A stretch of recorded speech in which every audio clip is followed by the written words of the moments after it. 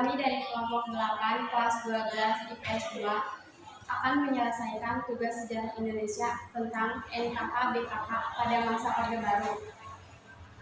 Saya sebagai ketua NKK Rahman dan teman-teman saya Naila Dira Ajara, saya Upi Melanti, saya Muhammadina Nurullah, dan kami akan mewawancarai narasumber yang tidak bisa disebutkan identitasnya.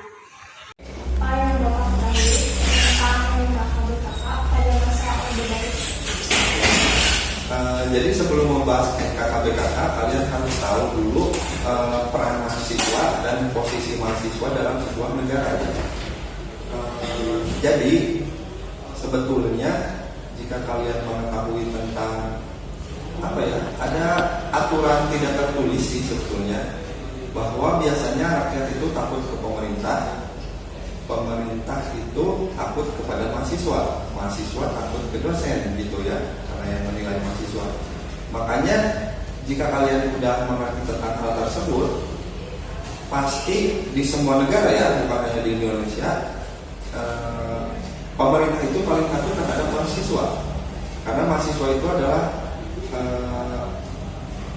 sekumpulan orang yang dianggap intelektual. Kalau intelektual itu udah pasti secara pengetahuan mereka tahu, secara kecerdasan juga mereka mumpuni gitu ya. Makanya mahasiswa ini adalah orang-orang yang mengerti tentang arah kebijakan pemerintah, entah itu politik, sosial, budaya dan lain-lainnya. Makanya mereka biasanya semacam sebagai aspirasi rakyat sesungguhnya. Itulah kenapa mahasiswa yang paling sering berdemo kan pasti mahasiswa ya. Nah itu tuh sebetulnya untuk mengkritik, mempertanyakan dan mencoba untuk mengubah apapun kebijakan pemerintah yang tidak sesuai dengan keinginan mahasiswa. Dalam hal ini mahasiswa konteksnya sedang memperjuangkan suara rakyat juga gitu ya. Makanya pemerintah tuh paling sebel lah gitu kalau mahasiswa udah mulai melakukan gerakannya bisa demonstrasi atau hanya kritiknya itu melalui poster-poster ditempel di jalanan, hal kayak gitu. Nah selanjutnya si mahasiswa ini adalah warisan terbesar negara karena mereka tadi ya dianggap sebagai kaum intelektual. Makanya negara, misalnya pemerintahannya sekarang udah pada habis nih masa jabatannya, terus habis, akhirnya siapa yang bakal mengurusi negara? Ya mahasiswa yang ini.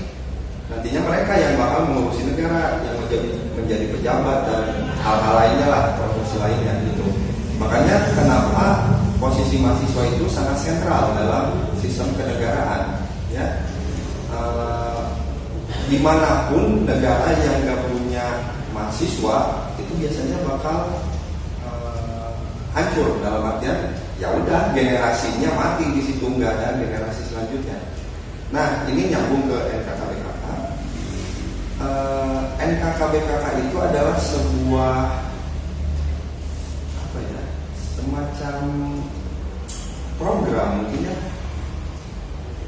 atau aturan yang dibuat oleh pemerintahan Orde Baru tentang normalisasi kehidupan kampus ya. Kan NKK itu normalisasi kehidupan kampus, BKK-nya nanti Badan Koordinasi Keorganisasian ya. Ini adalah hal yang sengaja dibuat oleh pemerintah agar bisa mengontrol pergerakan mahasiswa. Mengontrol apa? Mengontrol mahasiswa agar tidak secara praktis terjun ke dunia politik, sosial, dan yang lainnya gitu. Jadi NKK-BKK itu adalah aturan untuk membatasi kegiatan mahasiswa sih, itu intinya. Baik, pertanyaan kedua, bagaimana perkembangan NKK-BKK pada masa itu? Jadi gini ya, kalian harus tahu dulu latar belakang sejarahnya, historisnya. NKK-BKK itu lahir atau diadakan setelah adanya peristiwa malapetaka tanggal 15 Januari itu ya, di tahun 74. Kenapa? Awalnya mungkin kalian sudah belajar tentang Malari. Peristiwa Malari itu adalah demonstrasi mahasiswa secara besar-besaran yang ada di Jakarta ya. Terutama itu digerakkan oleh mahasiswa Universitas Indonesia dan kampus lainnya di Indonesia, di Jakarta, termasuk Trisakti. Nah, kenapa mereka berdemo? Karena mereka kecewa terhadap kebijakan pemerintah saat itu yang menggunakan kebijakan ekonomi liberal. Ekonomi liberal ini adalah tentang penarikan investasi asing di Indonesia. Jadi negara lain itu bisa berinvestasi di Indonesia. Contoh paling gampang itu adalah kerjasama Indonesia dengan Jepang terkait otomotif. Di kehidupan sekarang kita saat ini juga kita tahu ya, kendaraan kalian juga pasti kan dari Jepang biasanya. Nggak tahu ya, kalau motor sport mungkin dari Eropa gitu. Tapi pasti antara Honda, Yamaha, Suzuki itu kan itu dari Jepang semua. Nah, saat itu yang pertama kali masuk kalau nggak salah ya itu Toyota. Terus orang-orang Indonesia itu merasa bahwa kebijakan ekonomi liberal yang menyertakan investasi asing ke Indonesia itu hanya bisa dinikmati oleh segelintir orang. Dalam artian segelintir orang ini hanya orang-orang kaya doang yang kebagian untungnya. Untuk rakyat biasa itu nggak ada kebagiannya. Makanya mahasiswa sebagai kaum intelektual yang mencoba memperjuangkan aspirasi rakyat, akhirnya mereka berdemo tuh di tahun 74 di peristiwa Malari itu yang akhirnya nanti melahirkan peristiwa Malari. Berdemo untuk berbarengan dengan momen Perdana Menteri Jepang karena Kakakoi berkunjung ke Indonesia. Karena tadi hubungannya kan tadi Bapak ceritain tentang kerjasama Indonesia Jepang ya. Makanya menurut mahasiswa ini momen yang tepat nih untuk mengkritik kebijakan pemerintah. Jadi ketika Perdana Menteri Jepang datang ke Indonesia, mereka berdemo tuh. Itu biar Perdana Menteri Jepangnya tahu lah bahwa sebetulnya rakyat Indonesia tidak setuju gitu dengan kebijakan investasi asing. Meskipun investasi asing ini tidak hanya Jepang doang, banyak negara lain juga. Nah, setelah berdemo itu berakhir dengan kekacauan. Makanya di peristiwa Malari itu ada 11 orang yang meninggal dan ratusan orang lain luka-luka. Nah, sehabis itu Presiden Soeharto merasa bahwa gerakan mahasiswa ini cenderung dalam tanda kutip berbahaya. Berbahayanya kenapa? Ya karena dengan dibebaskannya mahasiswa untuk melakukan praktis politik ya dan sosial misalnya, mereka bisa dengan bebas turun ke jalanan dan melakukan demo kepada pemerintahan. Nah, Presiden Soeharto nggak mau seperti itu, ya. Jadi menurut Soeharto kalau setiap ada kebijakan terus mahasiswa tidak setuju pasti demo kayak gitu ya. Nah akhirnya dibuatlah sebuah aturan lembaga yang bernama BKK, Normalisasi Kehidupan Kampus dan Badan Koordinasi Keorganisasian. Normalisasi kehidupan kampus itu artinya nanti si pemerintah Indonesia saat itu Orde Baru ya menghimbau kepada para rektor dan dekan agar menekan kegiatan mahasiswa. Kegiatan mahasiswa ini dalam artian kegiatan ya demonstrasi yang pernah dilakukan gitu ya. Jadi jika mahasiswa melanggar hal itu pasti ada konsekuensinya lah sebenarnya. Makanya pada akhirnya si NKK-BKK ini diterapkan. Kampus itu mulai mengganti sistemnya yaitu contohnya adalah dengan adanya SKS. Mungkin kalian belum tahu SKS ya, sistem kredit semester dan pemadatan kuliah. Biar apa? Biar mahasiswa fokus ke belajar doang, mencari ilmu doang. Jadi dengan dipadatkannya kuliah, mahasiswa kan jadi nggak punya waktu tuh buat ngurusin pemerintahan, bukan ngurusin ya, mencari info tentang kebijakan pemerintah saat itu. Jadi mereka dipaksa untuk belajar aja terus belajar saking sibuknya mereka dalam tugas kuliah dan kegiatan perkuliahan, mereka ya udah bakal minim informasi tentang kebijakan pemerintah. Ya, itu sama aja sebenarnya dengan pembatasan kebebasan bersuara. Ya, jadi mahasiswa saat itu sebetulnya secara tidak langsung dipaksa untuk tidak berkomentar hal-hal yang jelek kepada pemerintah. Ya, jadi kalau kalian hidup di Jawa dulu dan menjadi mahasiswa, kalian nggak akan bisa dengan seenaknya mengatakan, wah ini pemerintah misalnya harga BBM-nya mahal gitu. Itu tuh bisa langsung ditangkap karena biasanya tidak semua kampus ya, tapi ada beberapa kampus di Jakarta yang ketika mahasiswanya melakukan rapat itu biasanya akan didampingi oleh aparat polisi. Jadi polisi akan mengawasi rapatnya kalian, rapatnya mahasiswa. Takutnya pemerintah di dalam rapat itu ada omongan bahwa pemerintah kebijakannya gini, jelek, mari kita berdemo gitu. Nah kalau ada polisi di sini kan mahasiswa jadi takut ya. Jadi mereka hanya membicarakan hal-hal yang berkaitan dengan perkuliahan, nilai kayak gitu.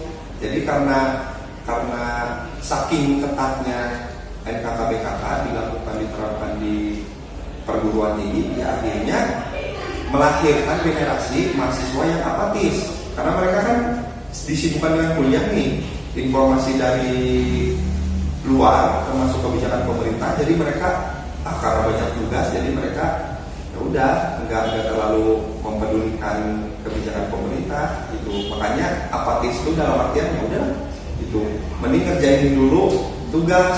Jadi mereka akhirnya mementingkan nilai, mementingkan IPK gitu, dan berhasil saat itu NKK-BKK ini diterapkan. Jadi mahasiswa tuh takut kalau melakukan demonstrasi lagi karena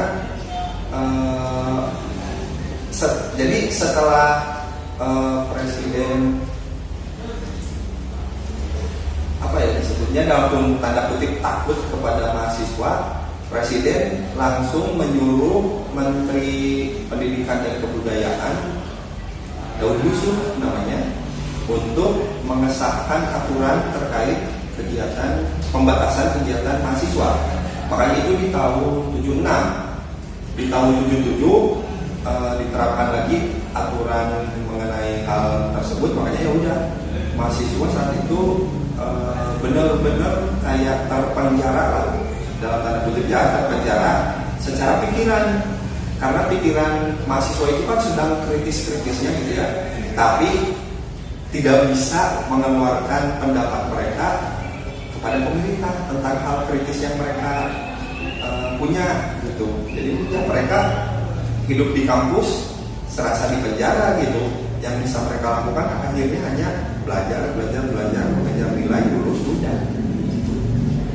Itu sebetulnya perkembangannya seperti itu sih. Sebenarnya apa sih tujuan dari diadakannya NKK-BKK? Nah, tujuan paling utamanya itu adalah membungkam kayak kasar banget, membatasi kebebasan berbicara dan gerakan mahasiswa.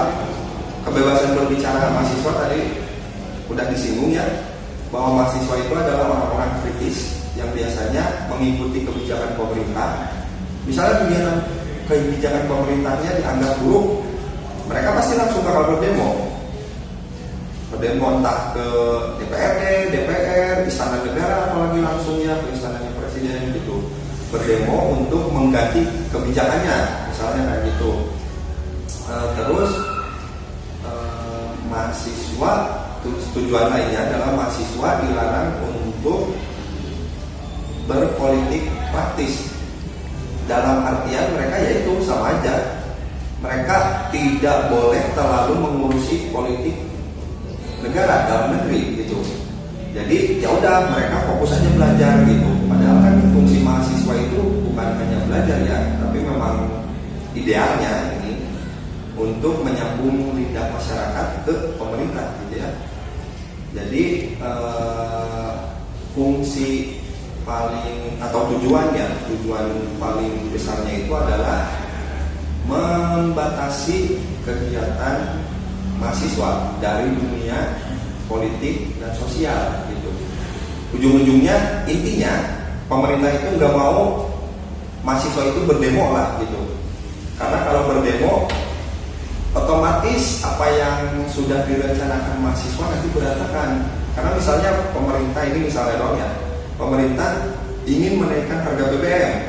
Tapi kalau mahasiswa berdemo untuk berdemo terus menuntut turunkan harga BBM, kan berarti rencana pemerintah gagal tuh.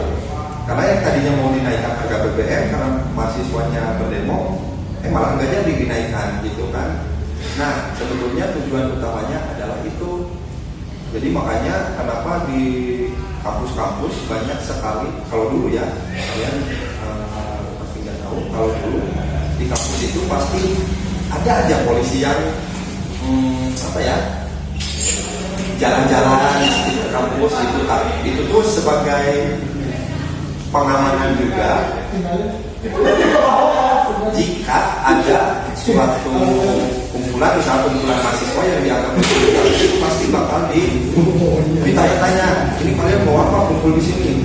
Takutnya mereka sedang membicarakan kebijakan negara gitu. Nantinya dibubarin sama polisi itu tuh. Jadi jangan heran kalau dulu di kampus-kampus banyak polisi. Kalau sekarang kan enggak ya. Oh ya tadi maaf, Bapak lupa tentang perkembangan NKKBKK ini. Pada akhirnya NKKBKK ini tentang kegiatan mahasiswa di kampus ini bakal berubahnya di masa reformasi ketika Soeharto udah turun dari jabatannya sebagai presiden itu. Nah setelah reformasi NKKBKK itu dihapus. Jadi mahasiswa boleh melakukan apapun lagi, rapat tanpa ada tekanan, melakukan demonstrasi juga boleh. Kalian bisa lihat lah sampai sekarang dampaknya banyak mahasiswa yang berdemo kan gitu, karena ya udah nggak ada NKKBKK, sekarang bebas aja gitu. Ya seperti itu. Baik Pak, terima kasih atas kesediaannya untuk menjadi narasumber kami. Ya sama-sama. Sekian kegiatan wawancara dari kelompok kami. Mohon maaf bila ada kekurangan. Wassalamualaikum warahmatullahi wabarakatuh.